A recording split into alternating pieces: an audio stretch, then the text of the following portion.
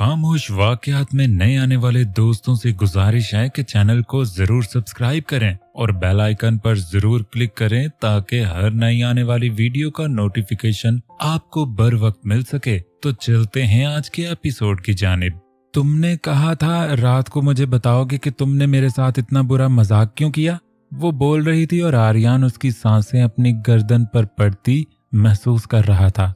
तो इसलिए तुम बिना नॉक किए अंदर आ गई एक जवान लड़के के रूम में जिससे मिले तुम्हें अभी सिर्फ 2 ही दिन हुए हैं। वो उसके मजीद करीब हुआ और अलाया अपने कदम पीछे की जानिब उठाने लगी। क्या मतलब है तुम्हारा? तुम इस घर में अकेले नहीं हो, आंट अंकल मैड्स सब हैं। वो अचानक दीवार के साथ लगी और आर्यन ने उसके आसपास दीवार पर बाजू रखे। लेकिन इस वक्त तुम मेरे कमरे में अकेली हो और इस बात का बाहर किसी को नहीं मालूम और यकीनन सब अपने अपने रूम में सो चुके होंगे। उसने अपनी बात मुकम्मल करने के बाद उसके चेहरे पर फूंका जिससे अलाया ने अपनी आंखें बंद की। ये तुम इतना डर क्यों रही हो अलाया? सब घर में मौजूद हैं और वैसे भी तुम इतनी डरपोक कब से हो गई? तुम्हें तो सीक्रेट एजेंसी ज्वाइन करनी है। तुम बहादुर हो। अलाया ने हैरत से दिल ही दिल में अपने आप से कहा। ओ मिस्टर, ये रोब और दबदबा किसी और को दिखाना। मेरा नाम अलाया हमदानी है और मैं तुमसे डरने वाली नहीं। मुझे सीधी तरह बताओ किस बात का बदला लिया है तुमने मुझसे? वो एक एक लफ्ज चबा कर बोली। आर्यन अचानक उसके रूप बदलने पर हैरान हुआ, फिर जल्द ही खुद को नॉर्मल किया। बात बदले पर आ ही गई। तो सुनो, फिर यूनी से लास्ट डे के बाद नेक्स्ट डे मेरा फुल डे सोने का प्लान सिर्फ और सिर्फ तुम्हारी वजह से चौपट हो गया। उसने अलाया की तरफ उंगली की। वो कैसे, जरा एक्सप्लेन करोगे? उसने उसकी उंगली को झटकते हुए कहा। हाँ, क्यों नहीं, क्योंकि उस दिन तुम्हें 12 बजे एयरपोर्ट से लेने जाना था, इसलिए मेरी नींद खराब होने की वजह तुम थी। उसने फिर से उसकी तरफ उंगली उठाई। ओ माय गॉड, तो तुमने इस बात का बदला लिया मुझसे, मेरे कपड़ों में एलर्जी परफ्यूम लगाकर? उसने आर्यन की उंगली को फिर से झटका। हाँ बिल्कुल, वो फातिहाना मुस्कुराया। मैंने नहीं कहा था कि तुम मुझे लेने आओ। इससे अच्छा था कि आंट मुझे लेने किसी मेड को भेज देती। वो दांत पीसते हुए बोली। काश कि ऐसा होता और फुल डे सोने का मेरा प्लान भी खराब ना होता। अच्छा, अब वजह जान ली तुमने। चलो अब अपने कमरे में जाओ। शाबाश, जा रही हूँ। वो दिल ही दिल में उससे बदला लेने का सोचते हुए कमरे से बाहर निकली। तुम्हें तो मैं छोड़ूंगी नहीं आर्यन खानजादा, तुम्हें मजा चखा कर रहूंगी। वो अपने कमरे में आई और जोर से दरवाजा बंद किया। उसके जाने के बाद आर्यन ने मुस्कुराते हुए बालों में हाथ फेरा और रूम लॉक किए वापस से बेड पर लैपटॉप उठाए बैठ गया। आर्यन, कहाँ हो तुम? प्लीज आ जाओ, मुझे तुम्हारी जरूरत है। मैं तुमसे मोहब्बत करती हूँ, शदीद मोहब्बत, दीवानगी की हद तक। तुम्हारे बगैर मैं मर जाऊंगी। कहाँ हो? प्लीज आ जाओ। एरा अपने कमरे में लेटी दर्द भरे दिल में आर्यन से बातें कर रही थी। वो अक्सर इसी तरह उसे दिल में मुखातिब किया करती थी। इतने सालों से वो उसे ढूंढ रही थी लेकिन एक बार भी हिम्मत नहीं हारी। उसका दिल कहता था एक दिन आर्यन उसे जरूर मिलेगा। एरा, मेरी गुड़िया। फारस की आवाज पर एरा ने जल्दी से अपनी नम आंखें साफ की। आप आ गए भाई? हाँ, आज काम जल्दी खत्म हो गया था इसलिए। वो उसके पास आकर बैठा। एरा, तुम रो रही हो? फारस ने उसकी सुर्ख आंखों को नोट किया। नहीं तो भाई, क्यों झूठ बोल रही हो? तुम जानती हो तुम जरा सी भी तकलीफ में होती हो तो मुझे फौरन पता चल जाता है। फारस की बात पर एरा खामोश रही। इतनी मोहब्बत क्यों करती हो उस शख्स से जो तुम्हें जानता तक नहीं है? एरा की तरफ से अभी भी खामोशी थी। 5 साल पहले तक उससे मिली थी और हो सकता है अब तक वो किसी और से मोहब्बत। इससे पहले कि फारस अपनी बात मुकम्मल करता, एरा ने उसके मुंह पर हाथ रखा। नहीं भाई, ऐसा सोचिएगा भी मत। वो सिर्फ मेरा है। उस पर, उसकी मोहब्बत पर सिर्फ मेरा हक है। मैं उसे किसी और का हरगिज नहीं होने दूंगी। वो आंखों में जुनूनियत लिए बोली जिससे फारस को खौफ आने लगा। एरा की ये जुनूनियत किसी दिन उसे नुकसान पहुंचा सकती थी। अच्छा ठीक है, जो तुम कह रही हो ऐसा ही होगा। उसने उसे रिलैक्स करने के लिए कहा। फारस की बात सुनकर एरा ने सुकून का सांस लिया क्योंकि वो अपने भाई की बात पर हमेशा से ही भरोसा रखती थी और उसे मालूम था उसका भाई उसकी खुशी के लिए कुछ भी कर सकता है। नीचे आ जाओ, मिलकर डिनर करते हैं, ठीक है? वो उसकी गाल थपथपाता हुआ प्यार से बोला तो एरा ने असबात में सर हिलाया। हुमा, आज मैं उस लड़के से बदला लेने का प्लान सोच आई हूँ। नेक्स्ट डे यूनी आकर लीजा ने हुमा से कहा। अच्छा, और क्या प्लान है? हुमा ने तजस्सुस से पूछा। ये लड़कियों से चालू है ना, लड़कियों से फ्रेंडशिप भी नहीं करता। हाँ तो फिर? हुमा बोली। बस फिर अब मैं इसे मजा चखाऊंगी कि सारी उम्र नहीं भूलेगा। ओके, लेकिन प्लान तो बताओ। लीजा ने हुमा को सारा प्लान बताया। नहीं यार, ये बहुत ज्यादा हो जाएगा, हुमा परेशानी से बोली। क्या मतलब, अब तुम में भी जोहा की रूह घुस गई है? नहीं लीजा, ऐसी बात नहीं है, लेकिन एक बार फिर से सोच लो, कहीं तुम्हें बाद में गिल्टी फील ना हो। हुमा ने उसे समझाना चाहा। अरे कुछ नहीं होता, तुम फिक्र ना करो। मुझे अपना बदला लेने के बाद गिल्टी नहीं बल्कि पुरसकून फील होगा। ठीक है, जैसे तुम्हारी मर्जी, हुमा ने हथियार फेंक के। ओके, तो अब मैं उसे बातों में लगाऊंगी और तुम्हें वो काम करना होगा, लीजा बोली। क्या मैं? हाँ तुम। क्यों, कोई मसला है क्या? नहीं, मसला तो कोई नहीं है, चलो फिर मेरे साथ। लीजा उसका हाथ पकड़े चलने लगी। आज जोहा अभी तक यूं ही नहीं आई थी जो लीजा को रोकती। अरहाम सीढ़ियों पर बुक खोले बैठा था। हेलो अरहाम, वो मुस्कुराते हुए बोली। अरहाम ने एक नजर उसकी तरफ देखा और फिर से बुक की तरफ देखने लगी। अरहाम, मुझे तुमसे एक बात करनी थी। जी कहें। अब वो लीजा की तरफ देख रहा था। क्या तुम मेरे साथ चलोगे? लेकिन कहाँ? बस यहीं साथ चल फिर लेंगे और बात भी कर लेंगे। ओके। अरहाम अपना बैग उठाने लगा जब फौरन लीजा बोली, सब यही रहने दो, हुमा है यहाँ, मेरा बैग भी हुमा के पास है। लेकिन मुझे अपना बैग उठाने में कोई मसला नहीं है, अरहाम ने कहा।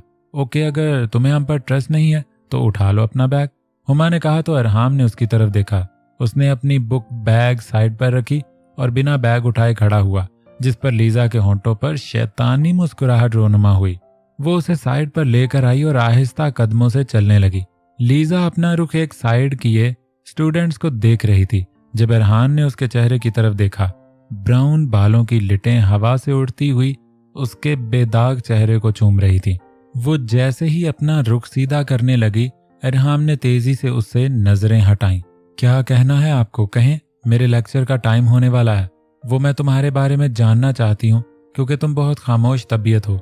यहाँ तो सभी बहुत मस्ती और एंजॉय करते हैं, लेकिन मैंने तुम्हें कभी ऐसे नहीं देखा। ये सब पूछना तो सिर्फ एक बहाना था। वो तो सिर्फ उसे दूर लाकर अपना प्लान पूरा करना चाहती थी।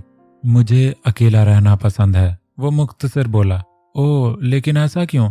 वो अपनी नीली आंखों को मोटा करके बोली तो अरहाम उसकी खूबसूरत आंखों को और से देखने लगा। मेरे लेक्चर का टाइम हो गया, मुझे चलना चाहिए। वो बिना कुछ बोले वहां से चलने लगा। अगर वो कुछ देर मजीद उसकी आंखों में देखता तो उसका दिल उसकी तरफ मजीद खिंचा चला जाता। वापस आकर उसने अपना बैग उठाया और यूनी के अंदरूनी हिस्से की जानिब बढ़ गया। लीजा तेज कदमों से हुमा की तरफ आई। काम हो गया क्या? हाँ हो गया है। यस, अब आएगा मजा, लीजा खुशी से बोली। आर्यन, फिर कब से ऑफिस ज्वाइन कर रहे हो? नाश्ते की टेबल पर नाश्ता करते हुए बिलाल ने आर्यन से पूछा। डैड, आप अभी से ऑफिस ज्वाइन करने का कह रहे हैं? भाई मैं अभी नहीं करूंगा, उसने टोस्ट का नवाला मुंह में रखते हुए कहा। तो कब करना है? 26 साल के तो हो गए हो। ओहो बिलाल, क्या हो गया? आपको अभी इसके एंजॉय करने के दिन है। मेरे मरहूम डैड ने आहिल भाई को कभी पूछा तक नहीं था। शादी के बाद उसने बिजनेस संभाला था, महावीरा बोली तो आर्यन ने सुकून का सांस लिया। अच्छा भाई, नहीं कहता कुछ। बिलाल नाश्ते में मसरूफ हुआ तो आर्यन भी मुस्कुराता हुआ नाश्ता करने लगा। आर्यन, 2 दिन हो गए हैं, तुम अलाया को कहीं लेकर नहीं गए? बच्ची पाकिस्तान में पहली बार आई है, उसे बाहर लेकर जाओ, घुमाओ फिराओ। बिलाल की बात सुनकर आर्यन का नवाला हल्क में अटका। उसके चेहरे पर नागवारी के असरात नमूदार हुए क्योंकि उसका बिल्कुल भी मूड नहीं था बाहर धक्के खाने का। लेकिन डैड। जी अंकल, आप बिल्कुल ठीक कह रहे हैं, मैं भी पाकिस्तान देखना चाहती हूँ। इससे पहले कि आर्यन अपनी बात मुकम्मल करता, अलाया बोली क्योंकि वो आर्यन के फेस एक्सप्रेशन नोट कर चुकी थी। आर्यन ने अलाया को घूरी से नवाजा। हाँ क्यों नहीं, आर्यन तुम्हें जरूर लेकर जाएगा। रही सही कसर महावीरा ने निकाल दी। अब आर्यन के पास इनकार करने की कोई गुंजाइश बाकी ना रही थी। Thank you so much uncle and aunt, आप दोनों कितने अच्छे हैं, अलाया मुस्कुराकर बोली, जिसे आर्यन को मजीद तप चढ़ी। अलाया ने उसका सुर्ख चेहरा देखा तो दांतों तले लब दबाया। अब बदला लेने की बारी अलाया की थी। आहिल ऑफिस में बैठा काम कर रहा था जब उसका मोबाइल रिंग हुआ। हेलो, उसने मोबाइल कान को लगाया। मिस्टर आहिल, मैं ईशा के कॉलेज की प्रिंसिपल बात कर रही हूँ। आज ईशा ने एक स्टूडेंट के साथ बहुत झगड़ा किया है और उसके साथ फाइट भी की है, जिसके नतीजे में वो स्टूडेंट जख्मी भी हो चुकी है। क्या? ईशा ने किया ये सब? आहिल को हैरत का शदीद झटका लगा था। जी, और ये मेरी आखिरी वार्निंग है। नेक्स्ट टाइम उसकी एक भी कंप्लेन आ गई तो मैं इसे फायर कर दूंगी। मैं इसकी तरफ से सॉरी कहता हूँ और आपको नेक्स्ट टाइम उसकी कंप्लेन नहीं मिलेगी, इस बात की गारंटी मैं देता हूँ। ओके, आप अब उसे आकर ले जाएं क्योंकि वो किसी की बात नहीं मान रही। ओके, मैं अभी आता हूँ। आहिल ने कॉल डिस्कनेक्ट करके गाड़ी की कीज उठाई और परेशान सा ऑफिस से बाहर निकला। कुछ देर तक वो ईशा के कॉलेज के बाहर था। ईशा कॉलेज से बाहर निकली, उसका हुलिया बिगड़ा हुआ था, जैकेट फट चुकी थी और सर के छोटे बाल बिखरे हुए थे। वो आकर गाड़ी में बैठ गई। वो दिल ही दिल में डर भी रही थी क्योंकि आहिल के चेहरे पर इतने सर्द तासरात उसने पहले कभी ना देखे थे। कुछ देर गाड़ी में खामोशी रही, फिर ईशा ने इस खामोशी को तोड़ने की कोशिश की। पापा, गलती उसकी थी, मेरी नहीं। वो खामोशी से गाड़ी चलाता रहा, जिससे ईशा मजीद डरने लगी। पापा, उसने भी मुझे मारा है, ये देखें। उसने अपना बाजू आगे करके दिखाया जहां उसकी कोहनी से खून बह रहा था, लेकिन आहिल ने एक नजर भी उसके जख्म की तरफ न देखा। ईशा को शदीद तकलीफ हुई क्योंकि वो जख्मी थी और उसके पापा को परवाह भी नहीं थी। ऐसा पहली बार हुआ था। कुछ देर वो आहिल के जवाब का इंतजार करती रही और फिर रोना शुरू कर दिया। आहिल ने उसे रोता देकर गाड़ी को एक साइड पे लाकर खड़ा किया। उसने टिश्यू के पैक से एक टिश्यू पेपर निकाला और उसका बाजू पकड़कर ब्लड साफ करने लगा। पापा, आप मुझसे नाराज हैं? वो हिचकियों से रोती हुई बोली। आहिल ने फर्स्ट एड बॉक्स खोला और उसके बाजू पर बैंडेज लगाया। ईशा, मेरी जान, मैंने आज तक हर बात में तुम्हारा साथ दिया है। तुम्हारी मामा ने जिस जिस बात से तुम्हें रोकना चाहा, मैंने उसे जैसे भी मनाया और तुम्हारी वो जिद भी पूरी की, लेकिन तुम मेरी एक बात नहीं मान सकती। तुम्हें मैंने पहले भी कहा था कि फाइट करना छोड़ दो, इससे किसी दिन तुम्हें नुकसान उठाना पड़ेगा, लेकिन तुमने मेरी बात नहीं मानी। आज प्रिंसिपल ने मुझे इतना शर्मिंदा किया। वो तुम्हें स्कूल से निकालने की बात कर रही थी, लेकिन मैंने मामले को हैंडल कर लिया। ईशा सर झुकाए उसकी बातें सुन रही थी। आई एम सॉरी पापा, आइंदा आपको कॉलेज से मेरी कोई कंप्लेंट नहीं मिलेगी, बस आप मुझसे नाराज मत होना। आहिल ने उसकी नर्म रुखसारों को साफ किया और पेशानी को चूम लिया। वह जानता था ईशा को उसकी नाराजगी हर्ट करेगी, लेकिन अपनी बात मनवाने का उसके पास कोई और तरीका न था। पापा, मामा को मत बताइएगा, वो परेशानी से बोली, क्योंकि वह जानती थी जायशा को मालूम हो गया तो उसके लिए मसला खड़ा हो जाएगा। नहीं बताऊंगा, तुम बेफिक्र रहो और घर जाने से पहले पहले अपनी ये प्यारी सी शक्ल ठीक कर लो। बहुत बुरी लग रही हो रोती हुई, उसने मुस्कुराते हुए कहा तो ईशा मुस्कुराने लगी। फारिस की गाड़ी एक पुराने घर की बाहर आकर रुकी। वॉचमैन ने गेट खोला तो 2 गाड़ियां अंदर दाखिल हुईं। वो गाड़ी से निकला और उससे पिछली गाड़ी से उसके कुछ खास आदमी निकलकर उसके साथ चलने लगे। चलते हुए वो घर के पिछले हिस्से में पहुंचे जहां एक बड़ा सा दरवाजा था। एक आदमी ने आगे बढ़कर दरवाजा खोला तो फारिस अंदर दाखिल हुआ। उसके पीछे खड़े आदमी भी अंदर दाखिल हुए। अंदर बहुत बड़ा हाल था जिसमें बहुत से लोग गोश्त के बड़े बड़े हिस्सों को लंबाई में काटते हुए उसमें असलहा छुपा रहे थे। एक लड़का तेज कदमों से फारिस की तरफ बढ़ा। उसका नाम सुलेमान था।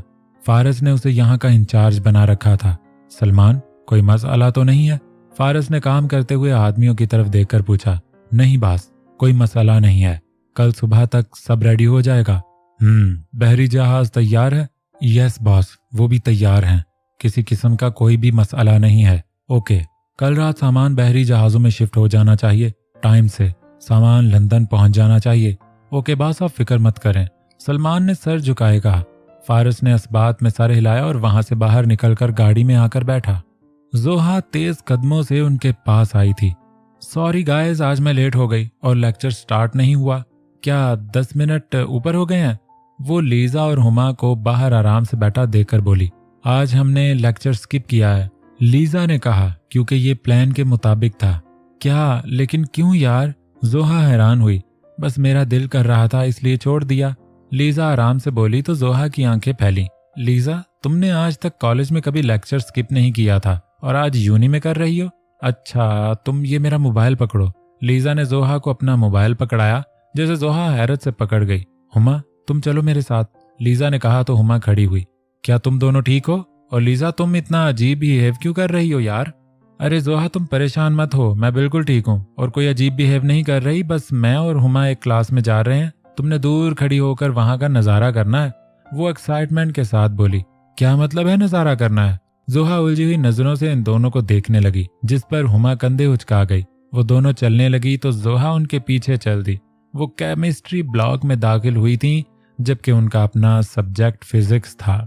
अच्छा, तुम अब यहीं रुको, यहाँ से खड़ी होकर तुम्हें क्लास के अंदर का माहौल नजर आएगा। उसने जोहा को विंडो के साथ खड़ा किया। हम दोनों अंदर जा रही हैं, ओके?